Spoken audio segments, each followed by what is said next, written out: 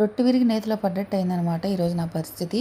Morning ఏమైందంటే మా వారు డ్యూటీకి వెళ్తూ ఈరోజు నేను మధ్యాహ్నం భోజనానికి రాను, నువ్వు తినేసి అన్నారు. కానీ మనం కొంచెం ఓవర్ యాక్షన్ ఎక్కువ చేసి మీకోసం ఒక స్పెషల్ డిష్ చేస్తాను, మీరు తప్పకుండా రావాలని చెప్తే మా వారు సర్లే అని చెప్పేసి వస్తానని చెప్పారు. సరే ఆయన వస్తా అన్నారు కదా, ఈలోపు ఇల్లు క్లీనింగ్ అయి చేసేసుకుని ఫ్రెష్ అయ్యి చక్కగా వంట స్టార్ట్ చేద్దామని చెప్పి నేను అనుకున్నాను.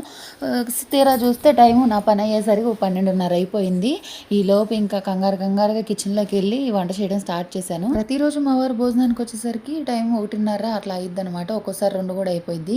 కానీ ఈరోజు 1 గంటగా వచ్చేసారు. ఆయన కాలింగ్ బెల్ బయట నుంచి అట్లా నొక్కంగానే నా గుండెలో రైలు పరిగెత్తినాయి. డోర్ తీస్తాకు వెళ్తే నేను మనసులో ఇట్లా అనుకుంటున్నాను, ఈ రోజు నా పని అయిపోయింది, ఫుల్గా అక్షంతలు పడతాయి అనుకున్నాను.